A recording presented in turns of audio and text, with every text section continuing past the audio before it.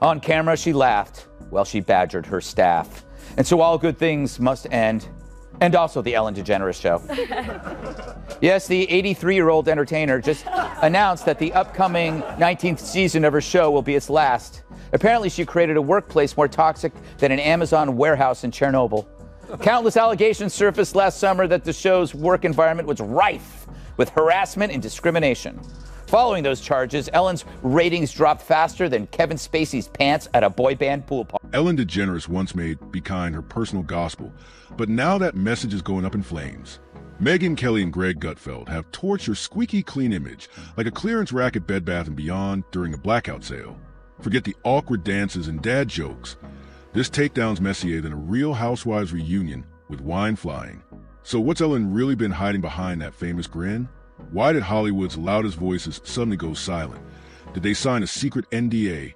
And how did Greg Gutfeld, of all people, end up in the middle of it? Something doesn't add up. This isn't just gossip. It's a velvet-draped mystery laced with sequins, silence, and serious shade. Stick around. This rabbit hole goes deep, and it's anything but kind. Led to article after article of people being like, Ellen's a bitch. Ellen is a nasty person. And all these staffers started to come out, not for nothing, but I know a guy, I know him very well, whose sister worked for her, who said, you were not allowed to make eye contact with Ellen in the halls of that show. If you saw her, this is not a nice person. So she eventually got canceled, but now she's coming back. She's got a Netflix special. That's the right response. Once upon a time, deep in the glittery jungle of Hollywood, where publicists spin smoother lies in a Kardashian filter and egos balloon bigger than Marvel budgets, there reigned a queen. She rocked a pixie cut and a platinum smile like armor. She danced through controversies, hugged guests like your long-lost aunt, and handed out oversized checks like a daytime TV Santa. This was Ellen DeGeneres, the woman, the myth, the pastel-wearing powerhouse, America's patron saint of kindness. Or so the fairy tale went. But behind the scenes, let's just say if Willy Wonka had run his factory the way Ellen ran her show, the Oompa Loompa would have unionized, lawyered up, and gone viral on TikTok by season 3. For years, Ellen's image sparkled, squeaky clean, feel-good perfection, like sunshine wrapped in a rainbow, dipped in dairy-free whipped cream, with a rescue puppy on top. But that empire of kindness? It had cracks, big ones, and crawling through them were frazzled staffers with headsets, tear-streaked cheeks, and side eyes sharp enough to cut glass, dodging Ellen like she was HR with a vendetta.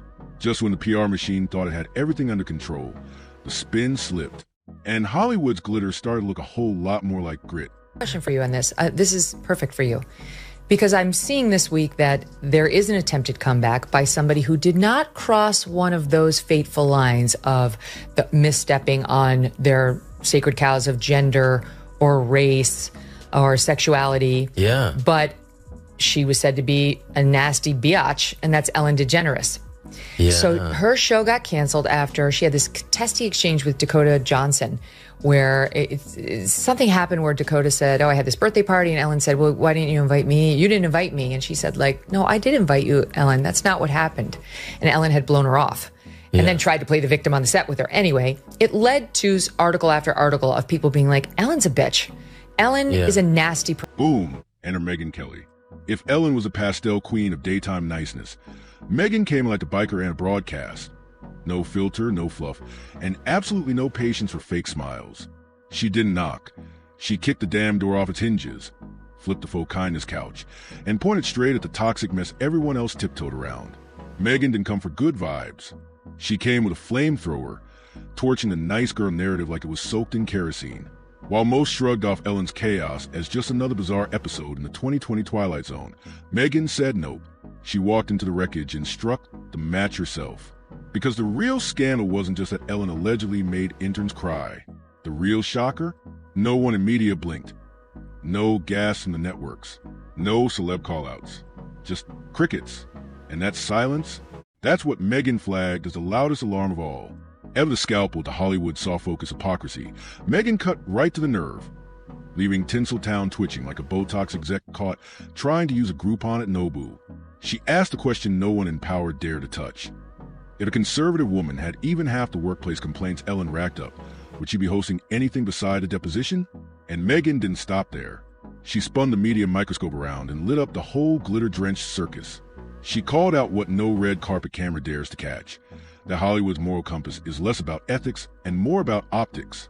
Say the right things, hug the right people, smile for the press junket, and poof, your skeleton stayed tucked away like last season's PR scandal. But Megyn doesn't play by those rules. To her, Ellen's downfall wasn't a tragic twist in a Hollywood story. It was karma finally clocking in. That "Be Kind" bumper sticker? Megyn ripped it off like a clearance tag on a knockoff designer bag, exposing emotional hit and runs behind those glossy studio walls. This wasn't just brand damage. It was a full-blown cultural audit. And guess who brought the calculator? Megyn. It was just the excuse. She is, Emily, I watched her comedy special. Mm-hmm. It was like a huge pity party. It was about how she was lamenting how her reputation has suffered. She's essentially as popular as a pit bull with monkeypox.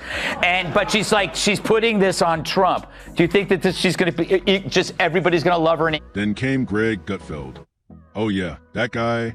The one who looks like he teaches sarcasm 101 from a secret bunker, sipping Red Bull through a bendy straw, while grading term papers titled Media BS. His arrival didn't cool the firestorm. It doused it in jet fuel. If Megyn Kelly was a prosecutor tearing down the fairy tale, Gutfeld was the insult comic roasting the defendant mid-sentencing, and cracking up while doing it. He didn't bring a scalpel. Gutfeld brought a chainsaw, not out of spite, but because sarcasm is his love language. His whole persona thrives on clowning Hollywood's hypocrisy with precision of someone who's watched every Bond villain and thought, asterisk, sure, but funnier. Asterisk, when it came to the Ellen saga, he didn't mince words. He dropped one mic-worthy question. Since when does we kind of mean turning your workplace into a mashup of boot camp brutality and a toxic yoga retreat run by Satan's unpaid intern? If kindness was just a mask, Gutfeld said Ellen's had more layers than a Kardashian wedding cake. And he wasn't peeling gently. So Ellen and her wife, Portia, have left their millionaire haven of Montecito for England. Now, they're saying they'll never come back in the wake of Trump's win. Do you think that's the reason why she's leaving? Absolutely not. Yeah. I mean, Ellen got canceled for real a few years ago from just being a jerk. Yeah. Like, it wasn't like a single comment she said or something she did, just lots of people saying that working for her was a living nightmare and that she's a jerk. And just as unstable. Gutfeld didn't just throw jabs. He conducted them, like a roast master with a grudge in a studio audience full of burned-out interns. To him, Ellen wasn't a fallen daytime darling. She was a talk show equivalent of a glitchy Disney animatronic stuck in permanent smile mode, handing out faux empathy like expired coupons, while backstage staff flinched at every interaction. Hugging her, he joked, would be like hugging a blender wrapped in a glittery bow. While Megyn Kelly was a surgical scalpel cutting through media silence, Gutfeld went full-blown satirical pyro. He imagined a fake Ellen spinoff where guests wore helmets, staff communicated exclusively via post-it notes, and dancing was replaced with mandatory HR warnings. He didn't paint her as a misunderstood queen. He sketched a diva with a smile, so rehearsed it came with a backstage memo. Asterisk, don't make eye contact unless you've signed a waiver. Asterisk, what made this double takedown hit harder wasn't just the target. It was the contrast. Two styles, two weapons. Megyn came in cool, sharp, and precise, slicing through press bias with the calm of someone who's been underestimated too many times. She exposed how identity and celebrity status become bulletproof vests for toxic behavior. Meanwhile, Gutfeld rolled in with a flamethrower, a devilish grin, and zero intention of sweeping up the ashes. Where Megyn dissected the narrative, Greg demolished it, asking the questions no one in Hollywood dared to say out loud. Like, why hasn't anyone made a sitcom about Ellen's green room? His punchline? Because HBO rejected it too dark, brutal, and exactly what made this takedown impossible to ignore. And I think also to admit their mistakes. Of all people on earth to be feeling sorry for herself, Ellen DeGeneres should not be on the list. She should at least, but make a real apology and do it. There's no apology. It's just woe is me. I was run out of Hollywood as she speaks from this grandiose stage on Netflix. Hello, you haven't been canceled if you are doing a Netflix special. She got $20 million for the one before this. I'm sure she's fine. And just like that, Hollywood did what it always does when things get messy. It ghosted. The same A-listers who once clapped like trained seals for every one of Ellen's corny dad jokes suddenly forgot how to form full sentences. A few dropped vague Instagram stories, carefully worded like they were tiptoeing around NDAs. Most just vanished, leaving Ellen to exit stage left with fewer allies and a rebooted sitcom on its third cancellation. But Megyn Kelly? She wasn't done. Not even close. She kept swinging, calling out how the media practically treated Ellen's apology tour like a sermon from Saint Daytime. The public may have seen remorse, but Megyn saw it for what it was. A PR Frankenstein stitched together with desperation, dental floss, and a couple of over-rehearsed tears. Her question hit like a slap to the status quo. Why we keep excusing bad behavior just because it's wrapped in a warm smile and a decent punchline? That, Megyn said, was Ellen's real trick. The illusion that grinning at celebrities equals sainthood. And the audience? We ate it up. Claps, laughs, standing ovations. Meanwhile, her own staff allegedly held monthly meetings titled How to Avoid Eye Contact and Still Get Paid. That's not satire, that's survival. And Greg Gutfeld? He wasn't letting the moment pass, either. He turned Ellen's fall from grace into a full-blown comedy clinic. Her farewell season? He roasted it like a parody pilot. Called a hostage video wrapped in pastel. Fake plants, faker smiles, and vibes so manufactured it felt like the laugh track was being held at gunpoint. Watching it, he said, was like attending a retirement party where no one brought a gift or even showed up. But let's be real, Megyn and Greg weren't coming for Ellen just for the ratings. What made their takedown sting was how it exposed a deeper truth, that we as a culture let celebrities get away with anything as long as they wear the right shirt, say the trendy phrases, and make us feel good in a 5-minute clip. Ellen wasn't the exception. She was a template, polished, protected, powered by image. Same game, just better lighting. Told the Today Show, home of Matt Lauer, that the bad press actually had nothing to do with her decision. Right, and the Titanic didn't hit an iceberg. It chose to sink. If it was why I was quitting, I would have not come back this year. I really did think about not coming back because it did, it was devastating. I am a kind person. I am a person who likes to make people happy. No, the real reason, she says, is it was just too easy. Telling the Hollywood Reporter, quote, when you're a creative person, you constantly need to be challenged. And as great as this show is, and as fun as it is, it's just not a challenge anymore. Well, if that's true, here's an idea. When your viewership is down 43%, why not consider that the challenge? Megyn's final blow wasn't about canceling Ellen. It was about ripping the mask off a broken system. This isn't about one woman, she implied. It's about the culture that hands out immunity passes to the powerful while those in the shadows suffer. She wasn't mad Ellen smiled. She was mad the world called that justice. Then came Greg's mic drop. The entertainment industry now runs like a twisted zoo. Slap the right hashtag on your mess, and the crowd forgives anything. Ellen, for all her cheesy dance moves and Oscar selfie clout, was just a zookeeper who left the gate open and let chaos run wild. And here's where it gets surreal. Megyn Kelly and Greg Gutfeld, two media titans who wouldn't share an Uber, let alone an opinion, agreed. If those two are nodding in sync, either the simulation is glitching or Ellen just set a new high score in the oops, my empire's on fire game. These two don't share vibes, politics, or playlists. But somehow, Ellen's kindness cult cracked open a rare cosmic event, the Megyn Gutfeld Alliance. And that alone should have Hollywood sweating. Megyn stormed in like a lawyer with a grudge, armed with a color-coded folder labeled receipts. She didn't care about dancing or giveaways. She wanted names. Who covered for Ellen? Who ignored the red flags? Who decided it was okay to mentally vaporize interns as long as blenders were handed out on TV? This wasn't just a reckoning. It was a warning shot. Let her back in, Rob, because she's a lesbian, she's a leftist, and she didn't hit one of their sacred cows. Nastiness, that's their bread and butter. Well, I think everyone, I will say, like, the resentment, I think everyone should have a chance for reconciliation. I don't think Jesus exempted anybody. And so I do, while it does, because I have been allowed back in, but I don't hold any grievance and resentment. It's very important. And I would just say for Ellen, the resentment, you have to know, you have to get over resentment to whatever addiction or addictive qualities happen. To get over it, you have to deal with resentment and address it. And then otherwise you're going to fall back into this. For Megyn, this wasn't a cancellation. It was a long overdue trial for Hollywood's sparkly hypocrisy. When your average boss bullies staff, they get fired. When Ellen allegedly did it, She walked away with an Emmy and a gift basket from Apple. Make that make sense? Greg, meanwhile, approached the whole fiasco like a raccoon with Mike, uninvited, sarcastic, and absolutely thriving in the dumpster fire. He didn't try to clean it up. He narrated it, with jokes so sharp they left bite marks. While Megyn delivered indictments like a prosecutor with no chill, Greg roasted marshmallows in the rubble of Ellen's set, poking fun at the absurdity of it all. This was the empire? This was a kindness queen? He called out the irony of the decade. A billionaire talk show host, self-branded as a high priestess of be kind, allegedly creating such a toxic work environment that even her security team needed therapy puppies just to get through the week. And when you fuse Megyn's scalpel with Greg's flamethrower, you don't get a takedown. You get a 360-degree forensic dissection of Ellen's implosion. Then came the moment everyone dreaded. The apology, or more accurately, the masterclass in how not to say you're sorry. Ellen delivered like she was reading a ransom note at gunpoint, robotic, vacant, energy somewhere between remorseful host and, "Can I finish this cue card now?"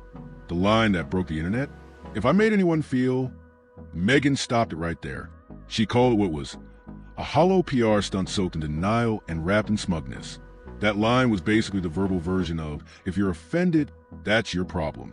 Megyn wasn't having it, and neither was anyone paying attention. She was like, well, that's my time. Later, Marks, I'm out. Yeah. And then just leave them behind to go. Yeah, they don't have the choice. They must stay in the hell of Trump.